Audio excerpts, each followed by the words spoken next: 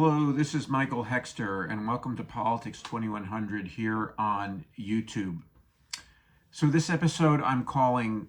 The Right Wing's Anti-CRT, Anti-Woke Campaign is a Howl of Narcissistic Rage that the ideal self does not equal the real self. So this is a reflection on the insistence of the right wing to pursue as its primary political discourse this campaign of trying to suppress real information about the damage or the negative aspects of American history, and trying to expunge it really from the teaching of history anywhere in the United States, but starting in states like Florida, where Ron DeSantis is attempting to make that his signature issue in a possible bid to become president in 2024, or just simply to brand himself for future national political adventures after 2024. But also he's presenting himself as an example to other states. He attempts to organize other states to follow his lead.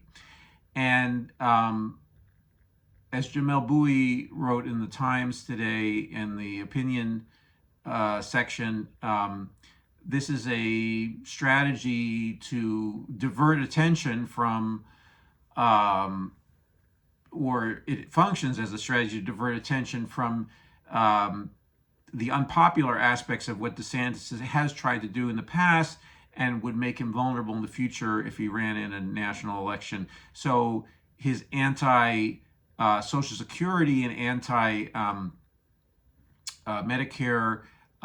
campaigning that he did as part of the Freedom Caucus, and which he helped found as a congressman before he became governor of Florida. And this is something that almost he shares with the entire Republican Party. The Republican Party is trying to shield itself from criticism about its interest in cutting these very popular programs. And in a way, and Jim Bouie mentions this as of others, that or have observed that Trump is starting to criticize DeSantis and trying to play up his support for Social Security and Medicare for his primarily senior audience and senior voting bloc or constituency. So already we have within the GOP some dissent about that particular aspect, so attempting to differentiate one candidate from the other. But they both share, DeSantis and Trump both share the anti-CRT, anti-woke campaign. They're Trump is, if not a pioneer, at least a someone who has been a mega promoter of anti-woke and anti-CRT. I mean, even before the word CRT became such a political football. But in any case, this campaign is how does it have any appeal at all? Or in other words, even on how do people even care about this campaign, or this that only seems to affect certain people, and could, if the Democrats were anywhere near as effective as they should be as political actors, they could be peeling back, as Bouie suggests in his op-ed, peeling back the diversionary aspect of this, the squid-ink aspect of the CRT campaign, and showing that it's a cover for the GOP leadership's steadfast support for austerity, for cutting benefits, for helping only the very rich and corporations, and maybe a few advantaged middle class people of various kinds, but mostly focusing on protecting their the wealthy patrons, their wealthy donors, or ultra wealthy patrons and donors which they share in part with the Democrats. So the Democrats, to steadfastly attack the Republicans, would need to anger some of their donors, and so that the Democrats are split between the likely winning strategy they would have, and the donors that they have depended on, the mega donors, the donor class that they've depended on to support their infrastructure and their sort of centrist position in the political spectrum, center right, center, not really center left on economic issues, center right, on social issues, center left. Okay, and they've tried to straddle that middle part of the spectrum, and while demonizing the left part of the spectrum. So anyway, it just helps to understand, though, even though this is a diversionary tactic, you have to reconstruct in your mind what is going on, and how is this campaign, which is quite successful for the GOP, and it's in part successful because of the Democrats' ineptitude, and also the press's constant free PR offerings to the Republicans, a constant worship of the Republicans and their base as being the real Americans who must be given a wide berth, okay, and must be coddled, okay, by the press, and in some sense to act like the courtiers in the emperor's new clothes and not notice that the emperor is naked. In this case, there are many little emperors here, but these are people who are angry, and this is where this howl of narcissistic rage comes from. They're very angry, and they're angry that they feel misunderstood, they feel unheard, and they feel like the things they're entitled to are being threatened, or they've been convinced of that, certainly. And meanwhile, the thing is that the American way of life is highly unsustainable overall, just from a whole host of different reasons, including our foreign policy, in terms of always creating more enemies than making friends around the world, by stamping out democratic movements throughout the world, with a few exceptions. In other words, so we have in Ukraine rightly fostered a democratic movement to some degree, and with some caveats, but in most of the other parts of the world, unfortunately they're being used as kind of a poster child for American beneficence and so forth and so on. And meanwhile, but it's unsustainable for the United States to continue to side with anti-democratic, anti-prosperity forces in much of the world, not everywhere, in some sense where it's geostrategically important. For instance, Ukraine, they kind of have been more benign, but anyway, the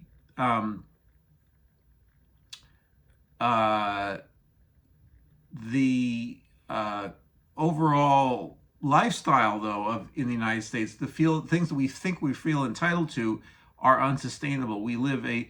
lifestyle that is based on a constant sort of barricade mentality, or barricade is the wrong word, but sort of fortress mentality, where everybody is accumulating more armed, physical arms, literally guns and so forth and so on, or they're armoring themselves in too large vehicles, okay, that are unsustainable to continue producing over time, and even if I'm a big advocate for electrification, including electric vehicles, but even if we electrify these vehicles, all of them, their size is too great and they are too dangerous, and the electrification, among other things, could, because of its the torque, instantaneous torque that an electric motor has, they could create as many or more accidents than currently, fatal accidents, either with each other or with more vulnerable participants on the streets, including pedestrians and bicyclists, and also obviously smaller vehicles. So anyway, but this is a sort of a metaphor for the unsustainability, the vehicle, the SUV craze, the gun craze, of the unsustainability of the American dream. So, but there are people who want to sustain that view, or see it as their political mission, to reassure Americans that they can continue on in their ways, both internationally and nationally, and they can continue on and nothing needs to change, that they are okay overall, and that they don't need to bother themselves. They don't need to look in the mirror too closely. They don't need to bother with reality. And I'm not saying that our current woke campaigns, or our current left or environmental movements over and so on, is doing an effective job of criticizing in an effective way and creating alternatives to our lifestyle that are acceptable to people, and that are attractive, that are they're nowhere near good enough at doing that. So I'm not saying that people are wrong to simply be encased in a mentality that is simply about, you're attacking me and I don't know why you're attacking me, but I am going to strike back at you because I feel like you're trapping me. I'm trapped. And I feel like, I being this, right-leaning American person, or conservative or fearful American person who can't see the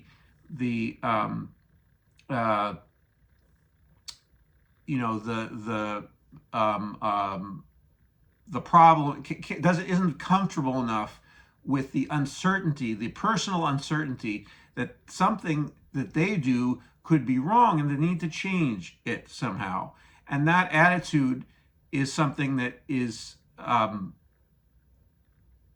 crucial to have in our era, that we need to be progressing. We need to be changing, not just individually. Yes, I'm not someone who makes a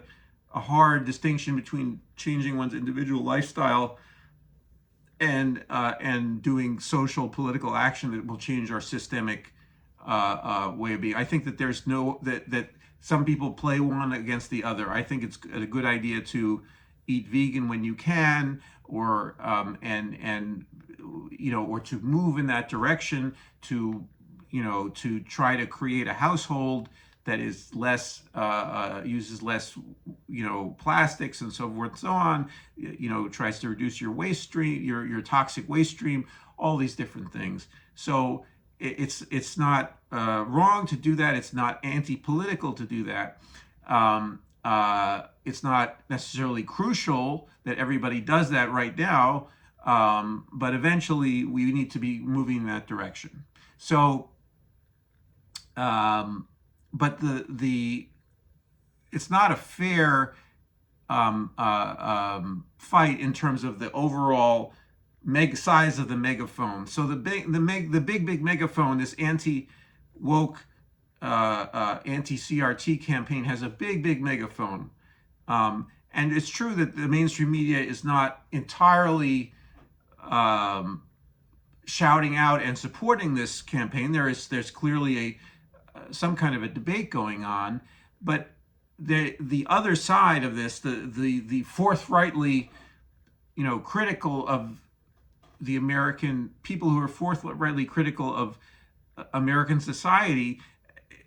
in all its aspects, there are certain criticisms that get more play than others, and in some sense, it's too bad that all of the criticisms don't get equal play. The criticism that we are racist, or that we have a tendency toward racism, and are colonial, that we're a colonial power, or post-colonial power, or a neo-colonial power, in terms of our relationship with indigenous Americans, and then also in relationship to other nations outside the boundaries of the United States. But there are certain critical voices that are magnified, for instance, that we need to balance out with other critical voices, so we get a full picture of what's going on and what's wrong. So, and often, anyway, that's getting off the track here of describing here that the difference between an ideal self and a real self. So, in the theory of narcissism that Sigmund Freud originally, and then other subsequent psychoanalytic psychologists and psychiatrists and so forth and so on, or psychoanalysts, you could say, or writers in that tradition, that they have discovered, or that narcissism and narcissistic issues are about having a false self that hides a real self, and that the real self is vulnerable and sensitive, and it feels in a person who has lots of narcissistic issues, who has a narcissistic personality, that person feels like they need to present to the world this false self that is grandiose, that is bigger than you are, and that is more perfect than, that has no blemishes, that is no and the narcissistic person has a great difficulty in coming to terms with the little dings that life presents, the slights and so forth and so on, that life inevitably delivers to you, and the variety of information that you get about yourself, that some of it is positive and some is negative, and not just yourself, but people you identify with cultural icons that you identify with, that you think are you, so forth and so on, or you that represent you, and you get angry when they get criticized, so forth and so on. So anyway, the false self is hiding this real self that feels very small and very insignificant, and it feels like it's been hurt in some way or another, and doesn't have the real self, and the person who has these issues doesn't understand. They think their ideal self is their real self. I mean, there's some uncertainty that they're not totally convinced of it. They are a lot of their activity is, in some sense, a sign that they're in deep down. They don't really they don't believe their own hype. Okay, so, and that creates action. Okay, if they were entirely convinced that their real self was their ideal self, in a way they would be sort of deluded people who would not just be kind of deluded, but not cause lots of problems for other people. They would be considered sort of crazy, and but sort of off in their own world kind of thing. But most people with narcissistic issues are not so convinced at all that their ideal self is their real self, and that there's a whole recruitment of reality, recruitment of relationships with other people, this includes in politics, the recruitment of other people to reinforce their idea that their ideal self is their real self, and that they don't need to. So in other words, their imagined ideals, that the real self, which is hidden behind it's a false self, the idea, and and that so that the false self is is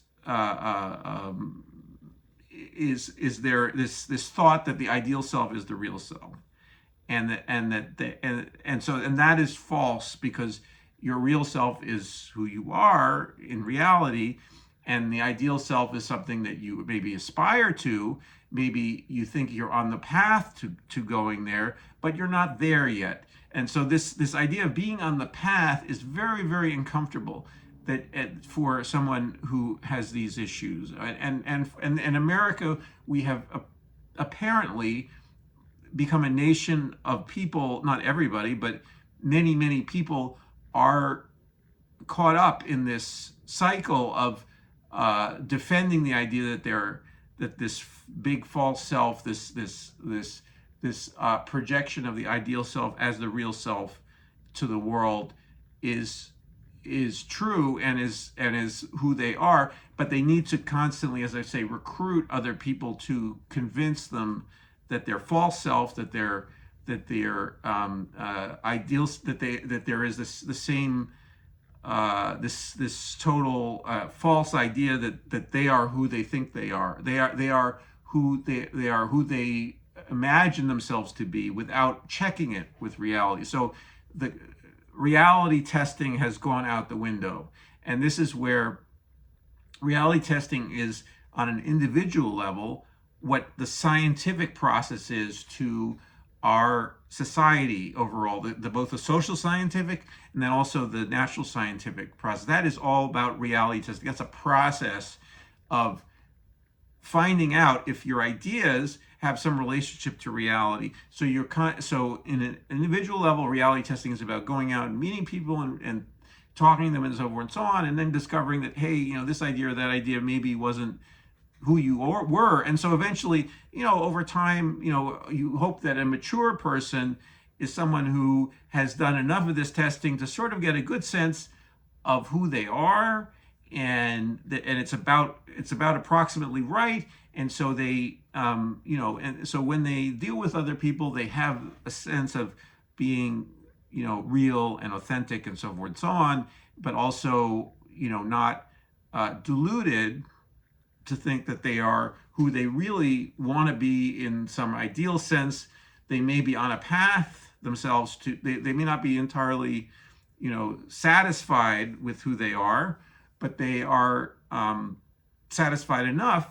things are good enough for them to proceed to continue on to whatever the next stage of their life is. And so, and this is very hard for people in our current society, and also particularly in the realm of the public sphere, for them to grasp and to accept this good enoughness, okay, which is very, very hard, which is a challenge to narcissistic processes, where people are constantly putting out this false self, this ideal self that is not who they are, but who they want them to be in some ideal sense, and they don't really understand the reality of themselves. They're not fully in touch with their own reality. So the reality testing part is something, anyway, that the anti-CRT and anti-woke campaign is about gutting our society's ability to do this reality testing by undermining the historians, undermining the social scientists, the teachers, so forth and so on, who are trying to give people the tools to do that reality testing through reading newspaper stories that are themselves well researched and are not inhibited by political pressure to not to tell people the truth, not to report what they see. And similarly, scientists are under political pressure, or social scientists under political pressure, and then historians and so forth and so on are under political pressure to not to report what they see. And so while there are versions now on the left, there's also a mini version of this going on to some degree, in that there are some elements, or there are some ways in which the left inhibits thinking about certain problems that are uncomfortable for it. And the problem is, in some sense, the right is so clever, is that they have projected outward onto the left their own major problem with understanding that there are, the left is generally right, but there are certain fine things that need to be worked out about their own political process, so on and so on, what they're doing. It's not all on one side of the political spectrum, but it is generally a lot more is much more on the right-wing side. This problem of an ideal self that is being passed off as the real self, and or a false self, and and not wanting to hear about the issues that people don't want to hear about, their real selves, or the real history that led them to have this particular position in society. The history of, in the South particularly, the history of the Confederacy, or before that, slaveholding, and so forth and so on. And there are other parts. Obviously, the northern states also participated, in slavery, and or in terms of the finances and so forth and so on. So I mean, slavery is definitely a big one but same also the robbing of land, and and the extermination in some areas of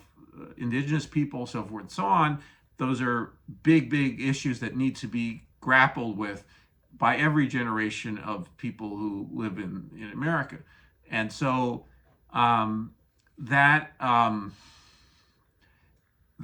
desire to blot that out is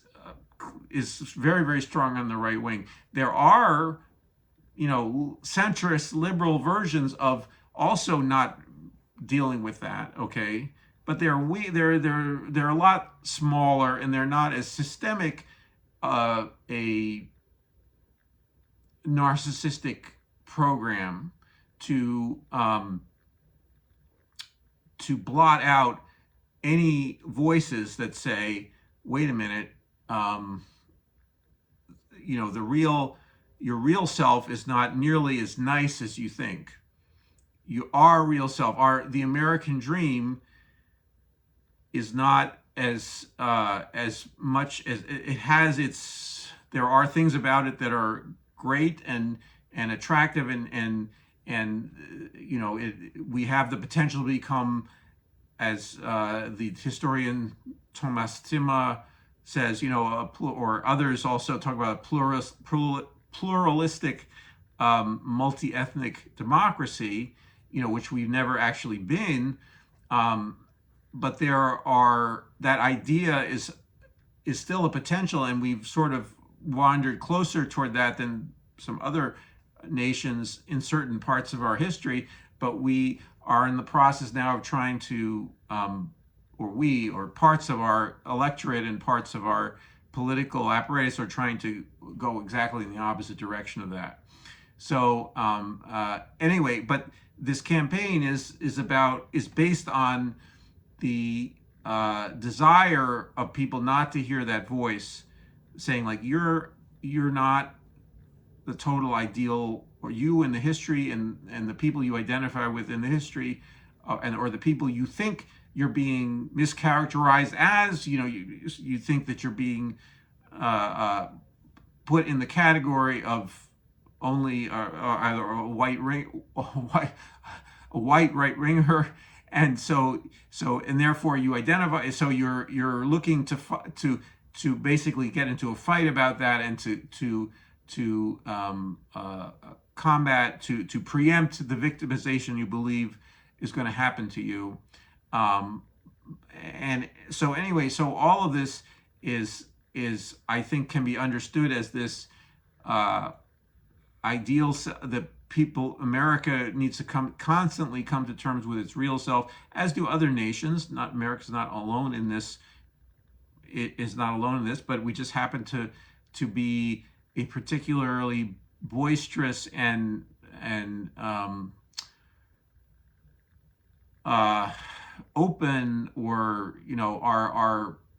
open is maybe too, well, let's say, are we, as one of the sort of the center of a kind of a global commercial, global consumer culture to some degree, we are also, our social and cultural evolution is more wider broadcast around the world. And so, as well as our being a sort of nation that was synthesized from a bunch of different ethnic groups coming here as immigrants and so forth and so on, or as colonizers, and then creating this or have this land that is from its beginnings a multi-ethnic, or more multi-ethnic, and also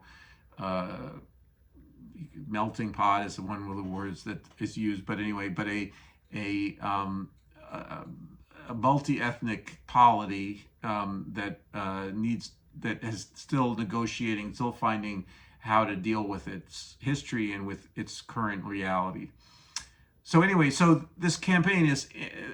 what I hope you can take from this particular episode is that we need, both internally for each of us individually, but also then as a society, mechanisms to figure out what is reality, and what is our reality, what is our collective reality. And the right wing doesn't want to know about reality. They don't want to know about their own reality, about our collective reality. They think that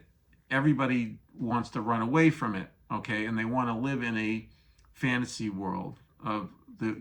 make America great again, being this sort of past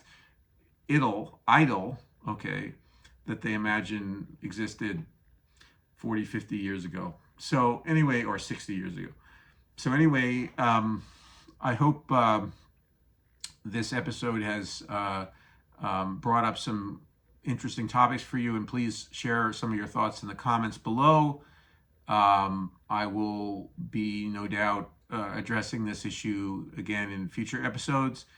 And also, please subscribe to Politics 2100 and to get notifications about future videos.